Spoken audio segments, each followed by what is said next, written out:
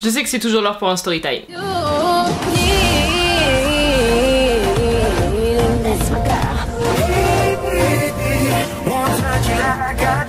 Hello mes poulets. Alors on se retrouve avec Manon complètement...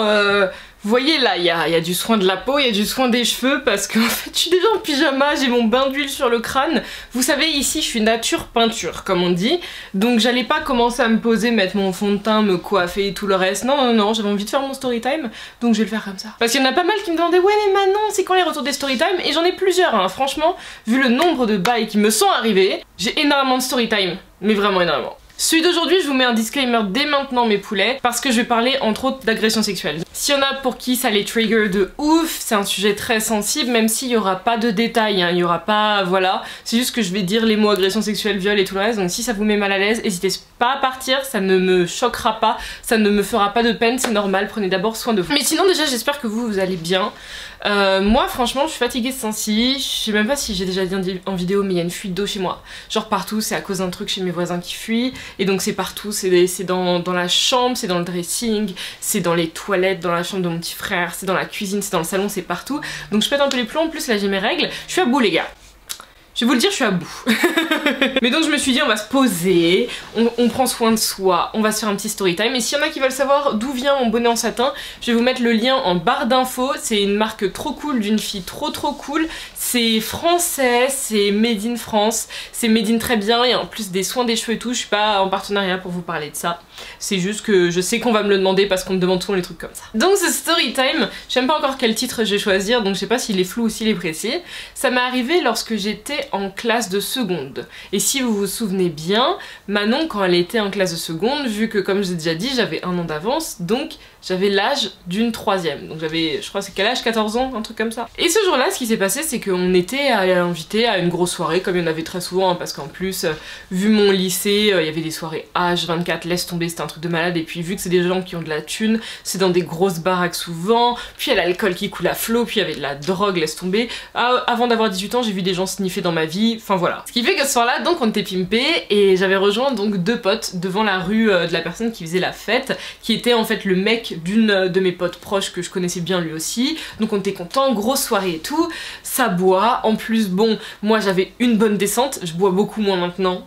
Et puis je vous conseille de faire attention quand vous buvez, avec modération. Mais ce qui fait que j'avais une très bonne descente. Je tenais vraiment bien, donc ça boit, ça fume, enfin voilà, je vous en passe des meilleurs. Et ce qui fait que, un moment pendant la soirée, donc l'hôte de ces lieux va se voir pourquoi on était complètement rebou, et donc c'était l'époque où Manon faisait encore de l'athlétisme, donc les gens ils savaient, Manon elle court vite, enfin tout le tintouin tu vois. Et ce qui s'est passé, c'est que il me défie donc une course, tu vois, d'un point A à un point B, merci Manon, c'est le principe d'une course, mais donc d'un point au début de sa rue jusqu'à en haut de la montée en fait qu'il y a chez lui, parce que c'est une sacrée montée avant d'arriver à la maison, jusqu'à ce niveau là, au niveau du portail, tu vois. Et donc je lui ai dit ouais ok, y a pas de souci, mais j'étais vraiment, franchement j'avais grave bu. Lui il avait pas énormément bu étant donné que je pensais t'es l'hôte des lieux, t'évites que tu sois la personne la plus bourrée pour surveiller encore les autres.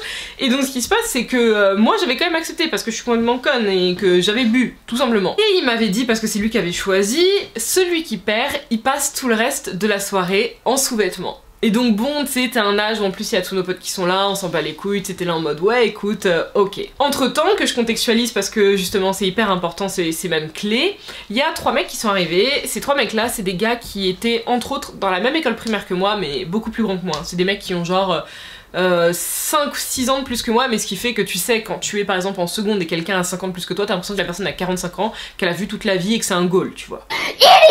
Et en plus c'était un peu 3 BG, tu vois, en tout cas pour nous à ce moment-là, je me souviens même plus précisément de leur tête pour être honnête, mais donc je sais que eux avaient déjà fini le lycée depuis genre 2 ou 3 ans, et moi je me souvenais très bien de leur tête parce que quand j'étais au collège, ils étaient au lycée, et puis comme j'ai dit on était dans la même école primaire, donc tu sais t'as des gens qui se suivent, donc tu vois qui est qui. Et donc il s'est arrivé, c'est plus vieux de la soirée, ils connaissaient un peu la grande sœur du mec des lieux et tout, donc ce qui s'était passé c'est que les mecs ils sont venus parce qu'ils savaient qu'il allait avoir de l'alcool, tu vois, et nous on était là en mode oh là là, il y a les 3 BG qui sont là-bas. Et alors que d'habitude, parce que comme je vous ai dit, hein, pour moi ça a été hyper difficile toutes ces années collège-lycée pour fréquenter des queumés, parce que bah étant donné que j'étais tu sais la meuf de couleur du groupe, dans ces sphères là je sais pas ce qu'on leur dit, mais en tout cas je n'intéressais pas. Pourtant bon, je ressemblais pas non plus à un pet, tu vois. Et donc quand ils sont arrivés, j'avais été étonnée parce que justement, eux qui sont bah justement 3 mecs blancs en plus, il y en a 2 d'entre eux qui me regardaient, tu sais, de manière un peu en mode Et donc moi j'étais là, je savais pas où me mettre, j'avais demandé à ma pote d'être sûre en mode c'est moi qui regardais et tout, et elle m'a dit oui c'est grave toi qui sont en train de mater. Donc tu sais moi je me sentais fraîche tu vois, parce qu'en plus célibataire au moment, tout ça, moi j'étais wouh yeah.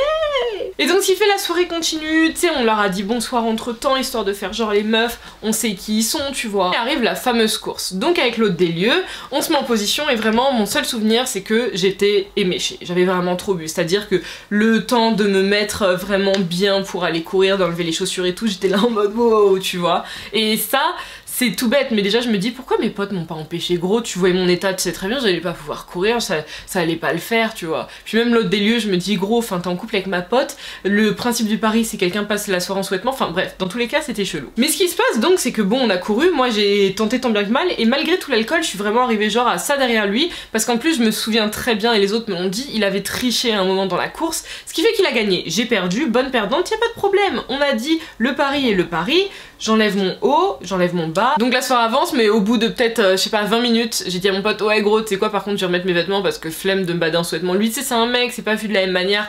Moi, c'était vraiment très chelou, je pense, dans la tête de certaines personnes qui me connaissaient pas et qui savaient pas déjà qu'il y avait eu tout ce délire là, tu vois. Mais encore une fois, c'est pour ça, l'alcool avait énormément joué là-dessus parce que je sais très bien que à jeun, c'est pas du tout le genre de choses où j'aurais dit, ah ouais, vas-y, viens, on va faire des conneries comme ça. Donc ça semble très moralisateur et très grande sœur d'Aaron et tout, mais franchement, en soirée, faites très attention aux trucs comme ça. Surtout si vous savez qu'il y aura d'autres personnes en plus, même déjà faut faire attention à son cercle proche parce qu'en fait tu sais jamais vraiment qui est qui parce que t'es pas dans la tête d'autrui, mais quand il y a en plus d'autres personnes, la soirée elle continue tu vois, et à un moment c'est comme toutes les soirées, le temps tourne et tôt ou tard l'ambiance elle descend, donc tu te dis c'est le temps de rentrer chez moi. Donc avec plusieurs potes on descend la montée, on redescend, on se met au niveau de l'entrée de la rue parce que tu sais souvent c'est soit là où nos parents venaient nous chercher ou ceux qui avaient de la thune qui commandaient carrément un taxi pour rentrer chez eux tu vois. Mais moi j'habitais vraiment pas hyper loin donc j'avais prévu de rentrer à pied, je crois j'en avais pour peut-être 15-20 minutes grand max à pied, donc j'ai prévu, je me suis dit comme ça tu sais tout l'air frais ça va me faire du bien, je vais arriver, je serai en un peu meilleur état que là où je suis, comme ça si jamais je croise mes parents,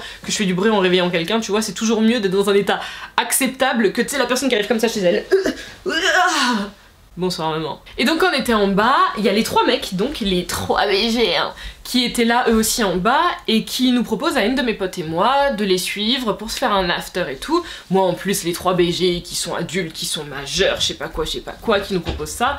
Tu sais moi en 2-2 j'étais là en mode ouais gros, vas-y, on saute à l'arrière de la Gova et viens on taille, on y va. Et ma pote je voyais tu sais qu'elle était hyper hésitante, que elle était grave en mode non mais je sais pas trop, non mais je suis pas sûre, tu sais qu'elle essayait de me dissuader, elle disait des trucs en mode ouais mais non mais vas-y mais c'est pas trop une bonne idée, mais si mais ça, alors que tu sais d'habitude justement tu vois c'est des trucs, même si, encore une fois, je précise, hein, c'est pas parce que t'as croisé les gens que tu les connais, parce que ça comporte un risque énorme de faire ce genre de conneries là, mais c'est le genre de truc où, en 2-2, tu vois, elle m'aurait dit « Viens gros, on y va, on suit les gens, on va se faire un after ».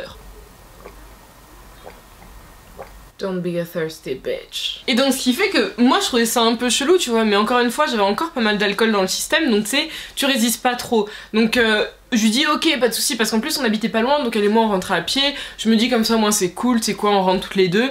Et sur le chemin, je suis là, je lui fais ouais mais gros c'était relou, enfin vas-y on aurait passé un after trop cool et t'as vu comment il s'était BG, je sais pas quoi, on aurait pu je sais pas quoi, enfin selon moi tu vois. Et tu sais elle est là en train de me dire non mais vas-y mais c'est pas grave, de toute manière des gars on en retrouvera et tout, mais tu sais j'étais là en mode bon ok on fait le chemin, on rentre chez nous, je décuve, le lendemain en plus on avait cours, c'est ça le pire, c'est que le lendemain on avait cours, ce genre de personnes là, c'était ça mes années lycée. Et donc le lendemain matin j'arrive et déjà bon il y en a pas mal qui sont morts de rire parce que bien sûr on a vu maintenant sous-vêtements la veille, tu sais il y a toujours les trucs même si on n'avait pas les mêmes smartphones, les photos et les vidéos en loose day donc les autres ont vu, mais bon après tu dis écoute je m'en bats les reins gros. Mais t'en as 2-3 de mes potes en fait que je voyais qui étaient un peu en mode gros viens faut qu'on parle, dont justement ma pote avec qui je suis rentrée. Et elle je lui fais rapidement gros tout ce dont je me souviens d'hier c'est que tu nous as niqué un bon after. Et là justement un de mes potes tu vois, tu sais grand gaillard et tout qui avait l'air bien vénère, j'étais là en mode mais il était même pas là hier lui, pourquoi il est vénère et trop chelou, enfin t'as pas loupé l'after tu vois. Et là donc il m'a expliqué qu'elle venait donc de lui expliquer ce qu'elle voulait m'expliquer.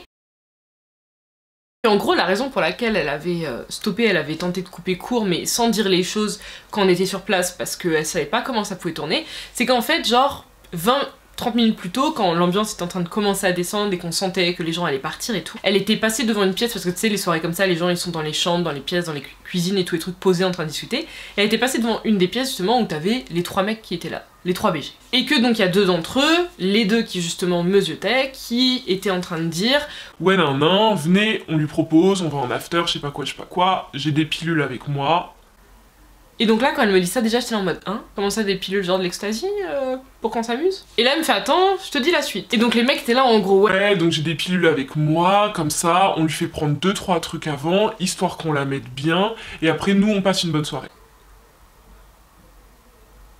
Donc c'est déjà, j'étais vraiment en mode what the fuck, tu vois, genre vraiment choquée. Et ma pote elle me fait attends, continue. Et c'est pas fini. Et t'as l'un des autres mecs qui a fait donc à celui qui parlait des pilules. Ouais mais il y a sa pote qui est tout le temps avec elle, donc comment on fait et tout. Et là t'as l'autre gars qui répondait ouais mais tranquille, t'inquiète, sa pote on l'a fait venir, on lui fait prendre des trucs aussi, comme ça on pourra s'amuser. Et bien entendu, tu sais, quand t'entends ça et que tu vas souvent en soirée et que tu sais ce qui se passe souvent en soirée, surtout que je vous raconterai une autre fois ce que j'ai vu se passer, c'est que tu sais que ces pilules-là, ça allait pas être de l'extra qu'on allait te donner pour que tu t'amuses. Ça allait être soit du GHB ou similaire. Donc GHB, pour celles et ceux qui ne connaissent pas, c'est ce qu'on appelle la drogue du violeur. La drogue du violeur, c'est ce que certaines personnes font glisser dans les verres de leurs victimes, souvent en boîte de nuit ou même en soirée comme ça chez des gens, tu vois, où t'as l'impression que tu seras plus ou moins safe. Ce qui va se passer avec la drogue du violeur, bien sûr chacun aura des effets différents, c'est que déjà t'auras l'impression d'être ultra bourré en 2 secondes, t'auras ce qu'on appelle un blackout, donc un trou noir où tu te souviendras pas des trucs, tu contrôleras plus ton corps, tu ne réussiras plus à répondre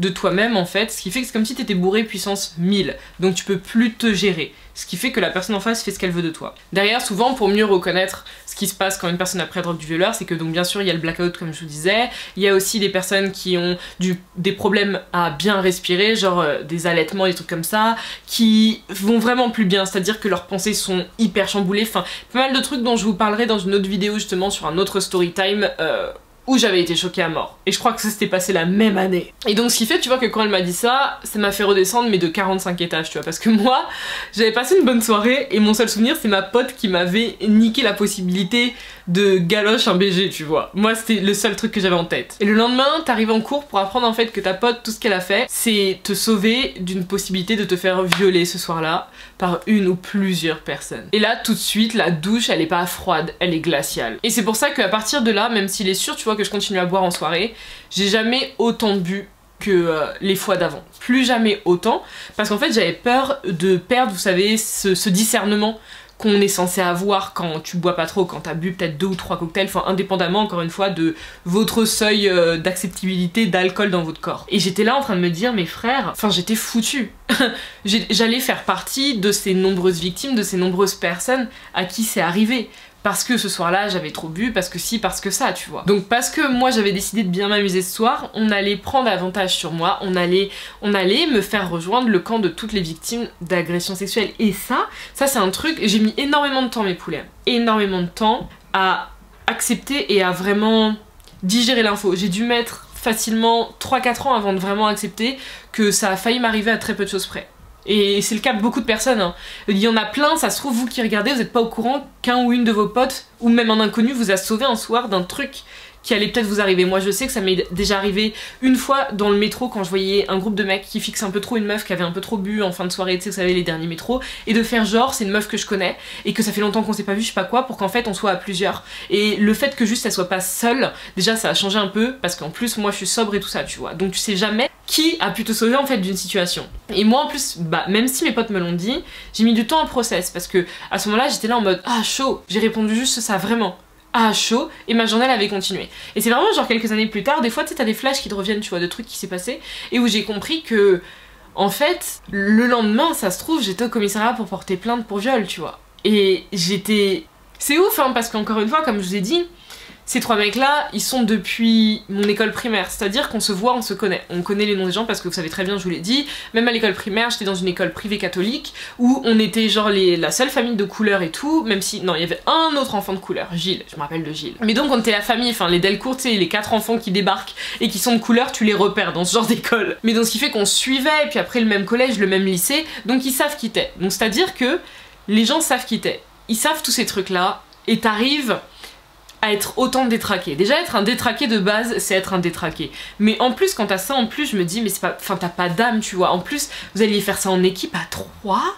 Enfin, genre c'est comment leur discussion, tu vois. Et ça c'est des trucs que j'ai réfléchi plein de fois, je me dis mais c'est ouf. Et je sais qu'il y a un côté de moi qui ne veut pas se souvenir ni de leur nom précisément, ni de leur visage, parce que ce serait admettre certains trucs. Comme ce dont je vous avais déjà parlé par rapport à certains photographes pervers, et l'expérience que j'avais fait en rencontrant un quand j'étais sur Lyon, et que j'étais jeune et naïf sur plein de choses, et en fait ton cerveau, t'as l'impression qu'il veut oublier certaines informations parce qu'il a envie de les enfouir, et j'ai l'impression que c'est ça en fait, qu'il ne veut juste pas gérer tout ce truc là. Et c'est pour ça que je vous dis, comme à chaque fois où je fais des storytime dans mes poulains, c'est pas juste des storytime en mode je tacle un de mes ex ou des trucs comme ça, non, c'est toujours des trucs pour que vous ayez des éléments à la fin avec mon histoire en fait, pour avoir des conseils pour vous, savoir comment mieux réagir et comment mieux agir sur certains trucs, parce que moi je sais que ça m'a, comme je l'ai dit, ça m'a donné une douche froide, et ça m'a appris mais tellement de trucs après, ce qui m'a empêché de recommencer là-dessus et de créer un terrain favorable. C'est aussi ce qui a fait d'autres de mes expériences que maintenant si j'ai un verre en soirée, je fixe mon verre, je ne pose pas mon verre pour reprendre mon verre, même si je suis en soirée chez des gens, c'est hors de question, je préfère me resservir un verre, tu vois. Et ça c'est plein de trucs, je me dis, ah, on se rend pas compte en fait, mais on se rend vraiment pas compte. Mais enfin voilà, c'est tout pour ce story time glauque et qui en fait avait si bien commencé, qui en fait aurait pu finir encore plus mal, hein, parce qu'encore une fois, je l'ai échappé belle comme qui dirait, et c'est pour ça que punaise, là-dessus, avoir un bon entourage, waouh, on ne se rend pas compte à quel point ça peut être top. Mais donc voilà mes poulets, c'est tout pour moi aujourd'hui, et je suis très bientôt de retour parce qu'en fait j'ai 3 ou 4 sujets de vidéo là que je dois traiter, c'est juste que ces temps-ci, avec la fuite d'eau, je suis hyper occupée et ça me pompe mon énergie, mais je suis très bientôt de retour. Et en attendant, si vous voulez venir me voir sur Instagram ou me follow ici parce que ça me donne de la force, parce que ça fait plaisir, ça veut dire que vous kiffez ce que je fais, n'hésitez surtout pas. Je vous fais de gros bisous, à très bientôt. Mouah. Peace guys.